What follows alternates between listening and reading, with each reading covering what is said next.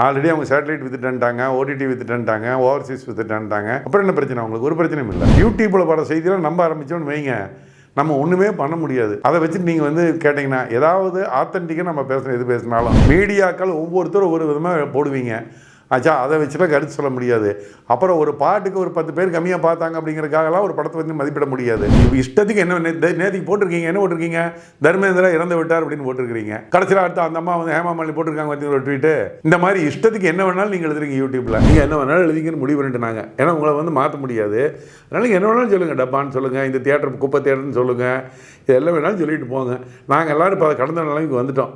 ஏன்னா பார்த்துட்டோம். நாங்கள் உங்களை வந்து யார் 2 பேர் ஒருத்தர் கிடையாது உங்களை திருத்துறதுக்கு. அந்த நேரத்தில் வந்து அந்த படம் அவங்களுக்கு பிடிக்கல. திருப்பி அதே 1001 வந்து ரீரிலீஸ் பண்ணும்போது நல்லபடியாக தான் போச்சு. அது வந்து நான் தான் சொல்கிறேன், ஏன் ஓடலைங்கிற காரணம் நிறைய படங்களுக்கு புரியாது. ஏன் ஓடுதுன்னு சில படங்கள் வந்து கண்டுபிடிக்க முடியாது. தெரிஞ்சிட்டிங்களா? குஷி வந்து சூப்பர் டூப்பர் ஹிட். ஆனால் ரீரிலீஸில் அது போகலை. சார் வணக்கம். சார் வணக்கம் சார், எப்படி சார் இருக்கீங்க? நல்லா இருக்கு தம்பி. சார், ஒரு முதல் கேள்வி என்னென்னா, ஜனநாயகன் திரைப்படம் ஜனவரி 9 ரிலீஸ்னாங்க. ஆமாம். இப்போ என்னென்னா ஜனவரி 15க்கு பராசக்தி கூட ரிலீஸ் பண்ணுறதுக்கு பேச்சுவார்த்தை நடக்குது அப்படின்ற மாதிரி வந்து நிறைய திரையரங்க உரிமையாளர்களே போடுறாங்க. அது உண்மையா சார்? அது முற்றிலும் அது நான் அந்த தயாரிப்பாளர் நாளைக்கு கேட்டு சொல்கிறேன். ஏன்னா எனக்கு தெரியல, அது சம்மந்தம் எனக்கு இன்னும் நியூஸ் ஒன்று வரலன்னு வைங்களேன்.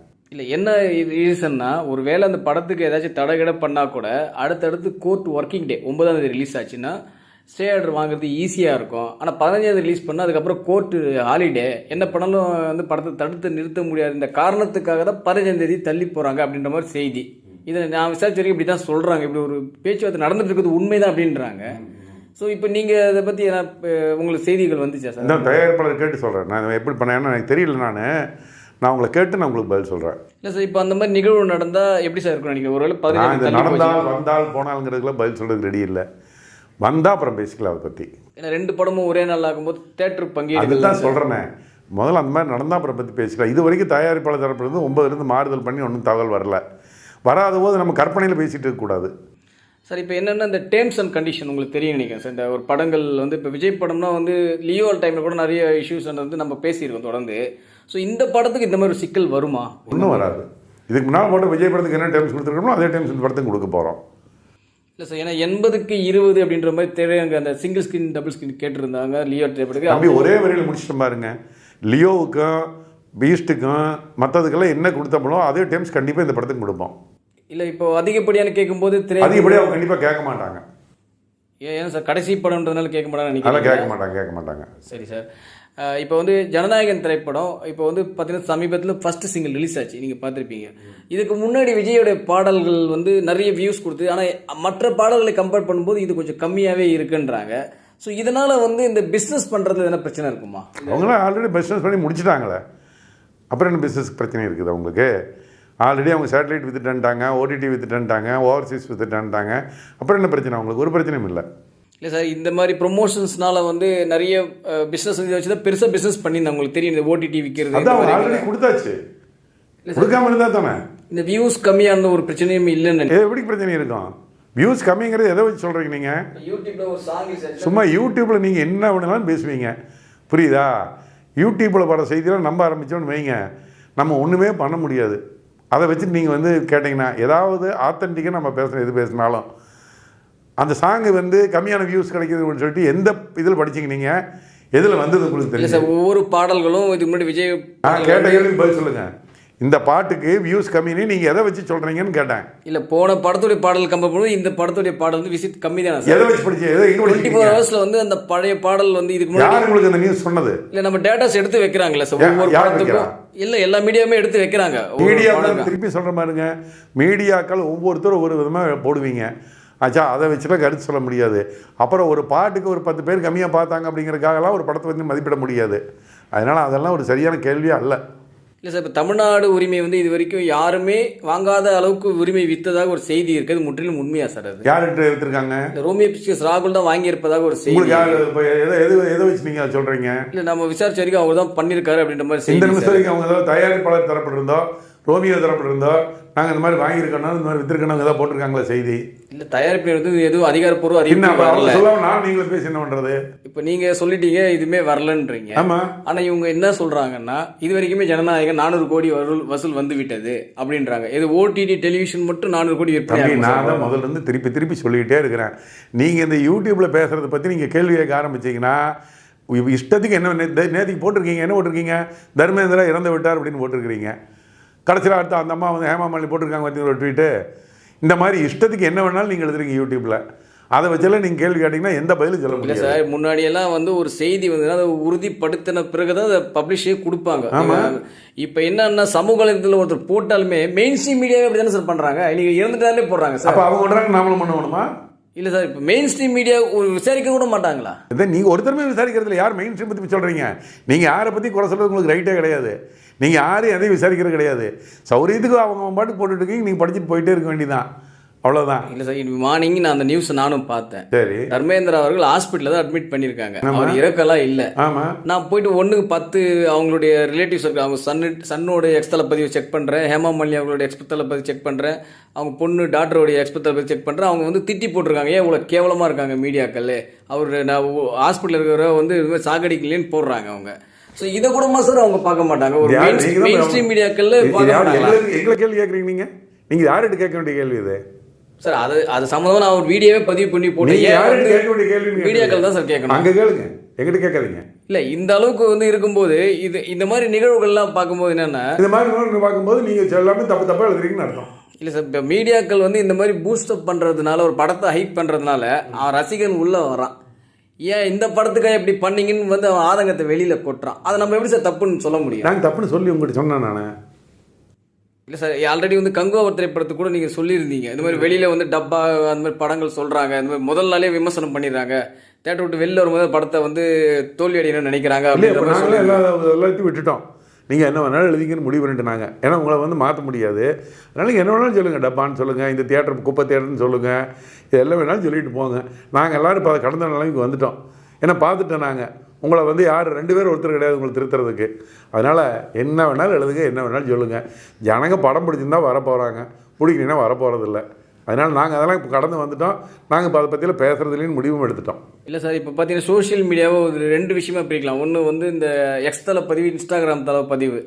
இவங்க ஒரு சைடு ஒரு படத்தை ப்ரொமோட் பண்ணுறாங்க. இந்த பக்கம் யூடியூப் சைடு பார்த்தீங்கன்னா இவங்க படத்தை வந்து நல்லா இல்லைன்ற ஆட்களாக பிடிச்சி பேட்டி எடுத்து போடுறாங்க. ஸோ ரெண்டுமே முரண்பட்ட கருத்தில் இருக்காங்க. இங்கே இந்த மீடியாக்குள்ளேயே முரண்பட்ட கருத்துக்கள் இருக்குது. இதனால் வந்து தேட்டரோட அந்த வருகை வந்து எப்படி இருக்குன்னு நினைக்கிறேன், இந்த முரண்பட்ட கருத்துக்கள். நாங்கள் கருத்து பற்றி கவலைப்பட்டு தான் சொன்னேன் உங்கள்கிட்ட. இனிமேல் இது சம்மந்தம் நாங்கள் எந்த கமெண்ட் அடிக்க போகிறது கிடையாது. ஏன்னா நீங்கள் ஒரு ஆள் 2 ஆள் நாங்களை கூப்பிட்டு பேசுகிறதுக்கு நீங்கள் ஆயிரக்கணக்கான பேர் வந்துட்டீங்க மீடியாவுக்குள்ளே. உங்களை அத்தனை பேர்த்தையும் நாங்கள் வந்து இப்போ சொல்லாத வராத போகாதுன்னு சொல்கிறதுக்கு எங்களால் முடியாது. எங்கள்கிட்ட அந்த மாதிரி நெட்வொர்க்லாம் கிடையாது. அதனால் யார் வேணாலும் என்ன வேணாலும் எழுதிங்க. படம் நல்லா இருந்ததுன்னா ஜனங்க தியேட்டருக்கு ஆட்டோமேட்டிக்காக வரப்போகிறாங்க, ஓடப்போகுது. சுமாராக இருந்தால் வரப்போகிறது கிடையாது. நாங்கள் கூவி அழுத்தாலும் ஜனங்க தியேட்டருக்குள்ளே வரமாட்டாங்க படம் சுமாராக இருந்ததுன்னா. அதனால் இனிமேல் உங்களை பற்றி நாங்கள் வந்து உங்களுக்கு கண்டுக்க போகிறதில்ல. நீங்கள் மகராஜர் என்ன வேணாலும் எழுதிங்க. சார், இப்போ மீடியாக்கள் பற்றி திரையரங்குகளுக்கு எந்த கவலை இல்லைன்னு சொல்ல வரேன். நான் கவலைப்பட போகிறதில்ல. எது கவலைப்படணும்? என்ன சொன்னாலும் இவங்க திருந்தவும் மாட்டாங்க, திருந்த மாட்டாங்க. ரொம்ப புத்திசாலியாக இருக்கிறீங்க. புத்திசாலிகிட்ட நாங்கள் வந்து புத்தி சொல்ல முடியாது இல்லையா? அப்படி தான். இல்லை சார், இப்போ இதனால வந்து மீடியாக்களே உங்களுக்கு கிண்டல் பண்ண நிலைமைக்கு ஆளாகப்படுவீங்களா சார்? என்ன மீடியாக்கள் வந்து ஒரு கிரிட்டிசைஸ் பண்ணுறாரு, விமர்சனம் பண்ணுறான்ற மாதிரி தானே சார் எடுத்துக்க முடியும். யார் மீடியாக்கள் இதை தவறாக தான் சித்தரிப்பாங்க. நீங்கள் வந்து நல்ல கருத்து சொன்னால் கூட அதை தவறாக தான் சார் எடுத்துக்கிறாங்க. அதை யார் மீடியாக்கள் மீடியாக்கள் இருக்காங்க. நீங்கள் தான் சொல்கிறீங்க. நீங்கள் தவறாக எடுத்துருக்கீங்க. நல்ல கருத்து சொன்னால் கூட தவறாக யார் எடுத்திருக்காங்கன்னு நீங்கள் சொல்கிறீங்க. ஓப்பனாகவே சொல்கிறேன் சார், இப்போ வந்து கான்ட்ரவர்சி தான் மக்கள் விரும்புகிறாங்கன்னு தான் சொல்கிறாங்க. அதான் அப்போ எழுதிக்கேன்ட்டேன் நான். கான்ட்ரவர்சி எழுதிக்கிட்டேன்ல. திருப்பூர் சுப்ரமணியம் நல்லதே சொன்னாலும் நீங்களே சொன்னாலுமே தலைப்பு எப்படி போடுறீங்க? நான் சொல்கிறது ஒன்றுக்கு நீங்கள் போடுற தலைப்பு வேறு மாதிரி இருக்கும். இப்போ நீங்களே இதுக்கு என்ன தலைப்பு போடுவீங்க? மீடியாக்களை திட்டி திருப்பூர் சுப்ரமணியம் பேசுகிறான்னு போடுவீங்க. உங்கள் தலைப்பு பற்றி எனக்கு தெரியாதா? உங்களுக்கு வியாபாரம் ஆகிறதுக்காக நீங்கள் ஏதோ ஒரு தலைப்புகள் போடுறீங்க. நாம் ஏன் அதை பற்றி கண்டுக்கணும்? உள்ளே படிக்கும்போது மக்களுக்கு அந்த கண்டென்ட் தெரியும். என்ன மட்டும் சொல்லல, ஒட்டுமொத்த மீடியாக்களே சொல்கிறீங்க. நான் எனக்கு ஜென்ரலாக பேசுகிறேன். நான் உங்களை தனிப்பட்ட முறையில் நான் சொல்லலை. சரி சார், இப்போ எதுக்கு சொல்ல வரேன்னா சார், இப்போ பார்த்தீங்கன்னா ஒரு காலத்தில் நீங்களே ஒரு செய்தி என்பது, ஒரு விமர்சனம் என்பது ஒரு பேப்பரை பார்த்து தெரிஞ்சுக்கிட்டாங்க. இன்றைக்கி அடுத்த ஸ்பாட்டுக்கே ஒரு படம் முடியதுக்கு ஒரு 1/2 மணி நேரத்துக்கு முன்னாடியே ரிசல்ட் வந்துடுது. ஸோ இந்த ரிசல்ட் வர்றதை பொறுத்து வந்து மக்கள் வருவாங்களா அப்படின்ற மாதிரி நீங்கள் ஃபீல் பண்ணீங்க. ஏன் வந்து படமே முடியல, ஒரு 2 நாள் போகட்டுமே. ஏன்னா விஷால் அவர் கூட சொல்லியிருந்தாரு, இதுமாரி விமர்சனம் ஒரு 3 நாள் கழிச்சு பண்ணுங்க, அந்த முதல் வீக்கெண்டாச்சும் ஓட விடுங்க தயவுசெய்து அப்படின்ற மாதிரி சொல்கிறாரு.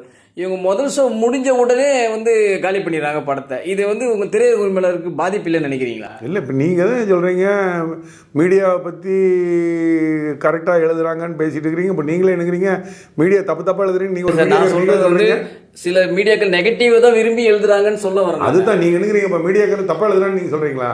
சார் நியாயமாக எழுதுறவங்களும் இருக்காங்க சார். சில மீடியாக்கள் அதான் நியாயம் எழுதுறதுங்க, தப்பாக எழுதுறது இருக்கான்னு ஒத்துக்கிறீங்க. இருக்கு, இல்லைன்னு சொல்ல முடியாது சார். இது எல்லா துறையிலுமே இருக்குது தானே சார். அப்புறம் என்ன பண்ண விடுங்க, தப்பாக எழுதுறவங்களை பற்றி நானும் கவலைப்பட வேண்டாம், நீங்களும் கவலைப்பட வேண்டாம், விடுங்க, அடுத்த வேலையை பார்ப்போம். ஒரு கேள்வி கேட்க தோணுது என்னன்னா, ஆடியன்ஸ் தமிழக ஆடியன்ஸோட மென்டாலிட்டி எப்படி இருக்குன்னு பார்த்தீங்கன்னா, இப்போ ஒரு உதாரணத்தை சொல்லலாம். ஒரு காந்தாரா ஒரு சாப்டர் 1 இப்போ திரைப்படம் வந்துச்சு. அந்த படத்தை வந்து மக்கள் ஆர்வமாக பார்த்து விரும்பி அதை ஓட வைக்கிறாங்க, வசூல் ரீதியாகவும் கணக்கு வருது நல்லா.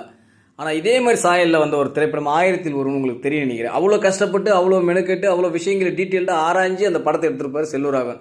ஆனால் அந்த படத்தை மக்கள் ஏற்றுக்க மாட்டாங்க. என்ன வேரியேஷன் சார் இது? இல்லை, அது வந்து எப்படின்னா ஒவ்வொரு காலகட்டத்தில் வந்து மக்களுடைய மனப்பாங்க புரிஞ்சிக்க முடியாது, புரியுதா? அந்த நேரத்தில் வந்து அந்த படம் அவங்களுக்கு பிடிக்கல, திருப்பி அதே 1000ல் ஒருவன் வந்து ரீரிலீஸ் பண்ணும்போது நல்லபடியாக தான் போச்சு. அது வந்து நான் தான் சொல்கிறேன், ஏன் ஓடலைங்கிற காரணம் நிறைய படங்களுக்கு புரியாது, ஏன் ஓடுதுன்னு சில படங்கள் வந்து கண்டுபிடிக்க முடியாது. இதெல்லாம் வந்து இருந்துட்டு நம்ம ஆராய்ச்சியெல்லாம் பண்ணிகிட்டு இருக்க முடியாது. அந்த படம் ஓடிச்சே காந்தாரா ஏன் 1000ல் ஒருவன் ஓடலைன்னு எதை வச்சு அனலைஸ் பண்ணுறது? அது நீ ஒரு 4-5 ப்ரொஃபஸர் உட்கார வச்சு அதை வச்சு தான் கண்டுபிடிக்க முடியும், என்னாலாம் கண்டுபிடிக்க முடியாது. சார் இப்போ நீங்கள் திரையரங்குமே பார்ப்பீங்களே, இதே மாதிரி நம்ம தமிழ் சினிமா அவ்வளோ படம் பொன்னியின் செல்வன் ஓடிச்சு, நல்லா ஓடிச்சு, உங்களுக்கு தெரியும். பொன்னியின் செல்வன் அந்த அளவுக்கு பிரம்மாண்டமாக வெற்றி கொடுத்தது. ஆமாம். ஸோ பொன்னியின் செல்வன் சாயலில் நிறைய படங்கள் வந்திருக்கு, தமிழ் சினிமா நிறைய படங்கள் வந்துச்சு. ஆனால் அந்த படங்களும் பெருசாக ஜொலிக்கவே இல்லை. அதுதான் சொல்கிறேன், மக்களுடைய ரசனை வந்து காலத்துக்கு தகுந்த மாதிரி மாறும். இப்போ இன்றைக்கி தேதிக்கு அவங்களுக்கு காந்தாரா பிடிச்சிருக்கு, பார்க்குறாங்க. நாளைக்கு இதே மாதிரி 2 படம் எடுத்தீங்கன்னு சொல்லிட்டுனா பார்த்தாலும் பார்ப்பாங்க, பார்க்காட்டியும் இல்லை. அதெல்லாம் வந்து தான் ஏற்கனவே நான் சொல்லியிருக்கேன், உங்களுக்கு தெரியுமா இல்லையான்னு தெரியாது. ஒரே கதையை 4 படமும் எடுத்தாங்க, 4 படம் சில்வர் ஜூப்ளி ஓடிச்சு. எங்கள் வீட்டு பிள்ளை வந்து ராம் அவர் ஷியாம்னு ஓடிச்சது ஹிந்திக்கு போச்சு. முதல்ல வந்து இருந்துட்டு தெலுங்கில் எடுத்த படம் எங்கள் வீட்டு பிள்ளை, என்டி ராமன் நடித்து தெலுங்கு ராமனு பீமடுன்னு தெலுங்கில் எடுத்த படம். தெலுங்குலேருந்து தமிழுக்கு எடுத்தாங்க எங்கள் வீட்டு பிள்ளைன்னு சொல்லி. தமிழ்லேருந்து ஹிந்திக்கு ராம ஒரு ஷியாம்னு எடுத்தாங்க. அதுக்கப்புறம் அதே ராம ஒரு ஷியாமை லேடி கேரக்டராக மாற்றி சீதா ஒரு கீதான்னு எடுத்தாங்க. சீதா ஒரு கீதாவே தமிழில் வாணி ராணின்னு எடுத்தாங்க. எல்லாமே ஓடிச்சு, நான் சொன்ன அத்தனை படம் ஓடிச்சு, சூப்பர் ஹிட்டு. அதே மாதிரி தான் டபுள் ஆக்டில் நடித்த படம், அதாவது நீ யார் நீ, இதய கமலம், கலங்கரை விளக்கம், இந்த 4 படம் ஒரே கதை. போய் படத்தை போட்டு பாருங்கள். இந்த 4 படத்துலேயே ஹீரோயின் வந்து டபுள் ரோல் பண்ணியிருப்பாங்க. இந்த 4மே வந்து இருந்துட்டு 3 படமே. நீ 100 நாள் படம், யார் நீ 100 நாள் படம், கலைஞர் விளக்கம் 100 நாள் படம், இதே கமலம் சில்வர் ஜூப்ளி ஓடிச்சு. 4 ஒரே கதை. கொடுக்குற ப்ரெசன்டேஷனில் வித்தியாசமாக இருந்துச்சுன்னா மக்கள் பார்க்குறாங்க. இதெல்லாம் உதாரணம் சார். இப்போ எங்கள் வீட்டு பிள்ளை கூட இன்னும் நம்ம ரஜினி சார் நடித்த ராஜாதி ராஜாவாக இருக்கட்டும், ஒரு சத்யராஜ் அவர்கள் நடித்த பங்காளி திரைப்படமாக இருக்கட்டும், இந்த திரைப்படம் கூட கிட்டத்தட்ட ஒரே சாயல் தான். இவர் வீட்டுக்கு அவர் போவார், அவர் வீட்டுக்கு வருவார். ஆனால் ஸ்க்ரீன் பிளே மட்டும்தான் வேறு. ஏன்னா இந்த படங்களும் வெற்றி கொடுத்துருக்குல்ல சார். இது எம்ஜிஆர் தான் மாட்டுக்கார வேலைன்னு அதே மாதிரி தான் இருக்கும். அதெல்லாம் தான் சொல்கிறேனே, மக்களுக்கு வந்து இருந்துட்டு அந்தந்த நேரத்தில் அவங்களுடைய ரசனை இருக்குது இல்லைங்களா, அவங்க தேட்டரில் போய் உட்காந்து பார்ப்போம், அவங்களுக்கு பிடிச்சிருச்சுன்னா அந்த படத்தை கொண்டாடுறாங்க, அவ்வளோதான். சரி, இப்போ நீங்கள் வந்து சொன்னீங்க அந்த காலகட்டத்தில் 1000ல் ஒருவன் ஏற்றுக்கல, ஆனால் பட் இன்றைக்கி ரீரிலீஸில் ஓடிச்சு அப்படின்னீங்க, காந்தாராவும் ஓட வச்சாங்க நீங்கள். இப்போ நான் இந்த லேட்டஸ்ட் காலகட்டத்தில் உங்களுக்கு ஒரு படம் எக்ஸாம்பிள் சொல்ல முடியும் சார். போர் தொழில் ஒரு திரைப்படம் வந்துச்சு, நீங்கள் பார்த்துருப்பீங்க, நல்லாவே சக்ஸஸ் கொடுத்தது. போர் தொழில் திரைப்படம் மாதிரி இன்னொரு மிஸ்ட்ரி த்ரில்லர் படம் வந்து சமீபத்தில் ஒரு 2 மாதத்துக்கு ரிலீஸ் ஆச்சு, சரண்டர்னு ஒரு திரைப்படம். நீங்கள் கவனிச்சிருப்பீங்க, நீங்கள் அந்த படம் பார்த்தீங்களா இல்லை எனக்கு தெரியல. அந்த படம் வந்து பிரில்லியண்ட்டாக ஒரு ஸ்க்ரீன் பிளே, நான் ரொம்ப வியந்து பார்த்த திரைப்படம். சமீப காலமாக நான் தேட்டர்லேயே போய் 4 வாட்டி பார்த்தேன் அந்த படத்தை. எனக்கு அந்த அளவுக்கு ஸ்க்ரீன் பிளே பிடிச்சிருந்து அவ்வளோ அழகாக செதுக்கியிருந்தாங்க. ஆனால் போர் தொழிலை ஓட வைத்த அதே ஆடியன்ஸு ஏன் சார் சரண்டர் படத்தை ஓட வைக்கல? எனக்கு இன்னும் சொல்லப்போனால் போர் தொழிலோட சரண்டர் படம் நல்லா இருந்தது சார். ஆனால் மக்கள் வந்து இந்த படத்தை ஓட வைக்கல, என்ன காரணம் நினைக்கிறீங்க? அதான் அது நேரங்காலம்னு சொல்ல வேண்டியதுதான். சரண்டருடைய தயாரிப்போடைய நேரங்காலம் அப்படி, நாம் என்ன பண்ண முடியும்? நீங்கள் வந்து அதுக்கு ஒரு உதாரணம், என்னுடைய மகாகவி காளிதாசன் சிவாஜி கணேசன் சார் நடித்த ஒரு படம் தெரியுமா உங்களுக்கு? கேள்விப்பட்டிருக்கீங்களா? அந்த படம் ரிலீஸில் திருப்பூரில் அந்த தியேட்டர் இப்போ இல்லை, நான் அந்த தியேட்டரில் ஒன் ஆஃப் த பார்ட்னராக இருந்தேன். யூனிவர்சல் தியேட்டருங்க தியேட்டரில் ரிலீஸ் போட்டாங்க, ஃபஸ்ட் ரிலீஸ், ஃபஸ்ட் நைட் போட்டு அந்த படம் 7 நாள் தான் ஓடிச்சு ஆச்சுங்களா. அதே படத்தை 10 வருஷம் கழித்து 10-12 வருஷம் கழித்து ரீரிலீஸ் பண்ணோம் அந்த தியேட்டரில். 21 நாள் அந்த படம் ஹவுஸ்ஃபுல்லாக ஓடிச்சு. இதுக்கு என்ன சொல்கிறீங்க நீங்கள்? இல்லை சார், இப்போ ஆடியன்ஸோடைய ஜென்ரேஷன் மாறி இருக்குன்னு நினைக்கிறீங்களா? இல்லை படம் வந்து அன்னைக்கு தான் எங்களுக்கே பிடிக்குன்னு புரியல நினைக்கிறீங்க? ஏன் அப்படின்னு. ரிலீஸில் ஓடாத அந்த படம் இன்றைக்கி அந்த படத்தை எடுத்து பாருங்க, ஒரு நிமிஷம் கூட கண்ணு வைக்காமல் பார்க்க முடியும். அவ்வளோ நல்ல பாட்டு இருக்கும், அவ்வளோ நல்ல கதை இருக்கும், எல்லாம் இருக்கும். ஆனால் ரிலீஸில் அந்த படம் ஓடலை. இந்த மாதிரி நிறைய சம்பவங்கள், நிறைய நிகழ்ச்சிகள் இல்லை சார், இந்த மாதிரி நல்ல படங்கள் ஓடாமல் வந்து அது காணாமலே போயிட்டு இன்னும் சொல்ல போனால் இதெல்லாம் நீங்கள் என்ன எப்படி யோசிப்பீங்க? ஐயோ நல்ல என்ன படம் பண்ண வச்சு முடியுது? யாருக்கு இல்லை சார், பண்ண முடியும்? இது வந்து தயாரிப்பு சைடு தப்புன்னு நினைக்கிறீங்களா? யாரு இல்லை side மக்கள் தப்பு கிட்ட வந்து இது வரவேற்பு கொடுக்கல எடுத்துக்க தம்பி, முடியுமா? இது யார் சைடு தப்பு கிடையாதுப்பா. இது யார் சைடும் தப்பு கிடையாது. புரியுது உங்களுக்கு? இது வந்து எப்படின்னு சொல்லிட்டுன்னா, அந்தந்த நேரத்தில் அந்த படத்துக்கு இவங்க என்ன அப்போசிஷனில் படம் வந்ததா, என்ன நடந்தது, மழை பெஞ்சிட்டு இருந்ததா, யாருக்கு இதெல்லாம் ஞாபகம் இருக்குது, என்ன இருக்குது. படங்கள் வந்து ஒவ்வொரு காலகட்டங்களையும் ஒரு படத்துக்கு பக்கத்தில் ஒரு பெரிய படம் வந்துன்னு வைங்க, இந்த படம் சில சமயத்தில் ஓடாமல் போயிடலாம். அந்த நேரத்தில் திருப்பி ரீரிலீஸ் போகும்போது ஓடலாம். இப்போ உங்களுக்கு தெரியும், சச்சின் படம் வந்து ரிலீஸில் ஓடினதை விட குஷி படம் சூப்பர் டூப்பர் ஹிட்டாக ஓடிச்சு. ஆமாம் சார், இந்த கேள்வி நானே கூட கேட்டேன் சார். நானே தெரியுமா? கடந்த சச்சின் இன்டர்வியூ ரீரிலீஸில் எப்படி போச்சு? நல்லா போச்சு சார். ஏன் குஷி போச்சா அந்த மாதிரி? போல ஏன் போகல? ஆடியன்ஸ் சரியான இது பண்ணல. அதுதான் தெரிஞ்சிட்டிங்களா? குஷி வந்து சூப்பர் டூப்பர் ஹிட்டு, ஆனால் ரீரிலீஸில் அது போகல. அதே தான் சார், அந்த கேள்வி நானும் கேட்குறேன். கில்லி ஓட வச்சாங்க சார், அதே மாதிரி கில்லியும் சூப்பர் டூப்பர் அன்னைக்கு ஹிட், இன்னைக்கு தானே ரிலீஸ் ஹிட் ஆச்சு. அதுதான் சொல்றது. இது நீங்கள் பதில் சொல்லுங்க, எனக்கு என்ன கேட்குறீங்க? ஏன்னா சச்சினை கம்பேர் பண்ண குஷி மெகா பிளாக் பஸ்டர் அன்னைக்கு டைம்ல. நான் தான் சொல்றேன், நான் தானே சொன்னேன் கூட்டுப்பா. கேள்வி நானும் உங்களுக்கு கேட்குறீங்க, என்ன கேட்குறீங்க? இல்ல அன்னைக்கு அந்த ஆடியன்ஸே தான் இங்கேயும் பாக்குறாங்க, ஆனா இன்னைக்கு வந்து ஏத்துக்க மாட்டாங்க. கேளுங்க நீங்க போய் சார். நம்ம எவ்வளவு சொல்லிட்டோம் சார். இப்ப விஜய் அவங்க நடித்த அந்த படத்தையே வந்து அதுதான் நம்மளே வந்து ஒரு கேள்வி. ஏன்னா பார்த்தீங்கன்னா அவரோட பிறந்தநாள் கூட பார்த்தீங்கன்னு நினைக்கிறேன் ஒரு 7-8 படம் ரிலீஸ் பண்ணாங்க. அதெல்லாம் ஒரு பர்த்டே செலிப்ரேஷனுக்காக பண்ணாங்க. பகவதின்னு ஒரு திரைப்படம் உங்களுக்கு ரிலீஸ் பண்ணாங்க, உங்களுக்கு தெரியுமா ஞாபகம் இல்லை. இப்போ சமீபத்தில் இந்த சச்சினுக்கு முன்னாடி பகவதின்ற ஒரு படம் ரிலீஸ் பண்ணாங்க, ஒரு 2 மாதம் தான் பண்ணாங்க. அந்த படத்துக்கு கூட்டமே இல்லை, ஷோவே போடல. எங்கள் காம்ப்ளெக்ஸ் நான் ஓப்பனாகவே பார்த்தேன். எத்தனை டிக்கெட் போய் 8 டிக்கெட் தான் போச்சு, நாங்கள் ஷோ கேன்சல் பண்ண சார்ன்றாங்க. ஆனால் வந்து இந்த படம் அதே மாதிரி பார்த்தீங்கன்னா குஷியும் பெருசாக போகல, ஒரு குறிப்பிட்ட தேட்டர்களை தவிர வேறு எங்கேயும் பெருசாக போகல. ஏன் சார் ஒரு மாதம் கேப்பில் என்ன சார்? நாங்களும் தான் கேட்குறோம். நாங்களும் அந்த கேள்வி உங்களை கேட்க வேண்டியதாக இருக்குது. இது யாரும் பதில் சொல்ல முடியாத கேள்வி இதெல்லாம். சரி சார், இப்போ வந்து இந்த படம் ஓகே, நீங்கள் வந்து அந்த படத்தில் சரண்டர் திரைப்படத்தில் ஒரு ஃபெமிலியரான ஆர்டிஸ்ட் கிடையாது. சரி ஓகே, யாருக்குமே தெரியல, படம் ரிலீஸ் ஆனது பெருசாக யாருக்கும் தெரியல, ஓகே ரைட்டு சார். ஆனால் ஒரு மலையாள திரைப்படம் லோக்கான்ற ஒரு திரைப்படம் வந்து இங்கே சக்கப்போடு போடுது. ஸோ அந்த அதே ஆடியன்ஸ் தானே சார் இங்கே படம் பார்க்குறாங்க. புதுசாக யாரும் விண்வெளியிலேருந்து குதிக்கலையே படம் பார்க்குற ஆடியன்ஸுன்ட்டு. ஏன் இந்த மாதிரி நல்ல படங்கள் வரவேற்பு கொடுக்க மாட்டாங்க? என்ன காரணம் நினைக்கிறீங்க? இந்த கேள்விகள் நீங்கள் என்ன பண்ணணும்னு சொல்லிட்டீங்கன்னா, ஒவ்வொரு தியேட்டரில் நின்று ரசிகர்கள்ட்ட கேளுங்க. ஏன்னா அவங்க தான் இது கரெக்டாக பதில் சொல்லக்கூடிய ஆளுங்க.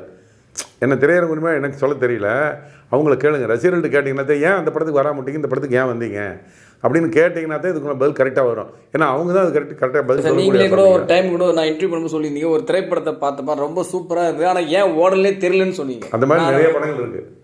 அதுதான் சொல்கிறேன், இதெல்லாம் காரணம் கண்டுபிடிக்க முடியாது கேள்விகள் இதெல்லாம். இல்லை சார், இப்போ பார்த்தீங்கன்னா உங்களுக்கு ஒரு வாரம் பார்த்தா ஒரு 7-8 படம் ரிலீஸ் ஆகுது, உங்களுக்கே தெரியும். ஆனால் 7-8 படத்தில் ஒரு படம் ஓடுறதே பெரிய விஷயமா இருக்குது. ஒரு 5 நாள் ஒரு 60% ஆக்குபன்சி ஓடுறதே பெரிய குதிரை கும்பாக இருக்குது. இந்த மாதிரி இடைப்பட்ட காலத்தில் ஒரு நல்ல படமே வருது, ஆனால் அதையும் கண்டுக்க மாட்டாங்க. இந்த மாதிரி படங்கள் வர்றதுனால நல்ல படங்களே கண்டுக்க மாட்டாங்களோ மக்கள் அப்படின்ற மாதிரி கேட்க தோணுது இல்லை சார்? இருக்கலாம், அந்த மாதிரியும் இருக்கலாம். ஒரு வாரத்தில் 6 படம் 5 படம் சுமார் படம் வந்ததுன்னா வர எல்லா படத்தையும் பார்க்க விட்டுறாங்க ஜனங்க, அப்படி கூட இருக்கலாம். இல்லை சார், ஏன்னா நான் பல உதாரணங்களும் சொல்ல முடியும் சார். சிங்கம்னு ஒரு படம் ரிலீஸ் ஆகும்போது கூட பார்த்தீங்கன்னா கட்டுறது கலவுன்னு ஒரு கிருஷ்ணா நடித்த ஒரு படம் ரிலீஸ் ஆகிருது, உங்களுக்கு தெரியும் நினைக்கிறேன். அந்த படம் சூப்பராக இருக்கும், நிஜமாக சொல்கிறேன், சூப்பர் படம். சிங்கம்ன்ற படம் மிக பிரம்மாண்டமான வெற்றியில் ஓடிட்டு இருக்கிறதுனால இந்த நல்லா இருக்கிற படத்தை கண்டுக்காம விட்டுட்டாங்களோ அப்படின்ற மாதிரி தான் சார் யோசிக்கும். அப்படி நடக்கும், அந்த மாதிரி சில சமயத்தில் நடக்கும். இது போல பல வீடியோக்களை கண்டு மகிழ எங்களது ரீசன்ட் வாய்ஸ் சேனலை மறக்காம சப்ஸ்கிரைப் பண்ணுங்க.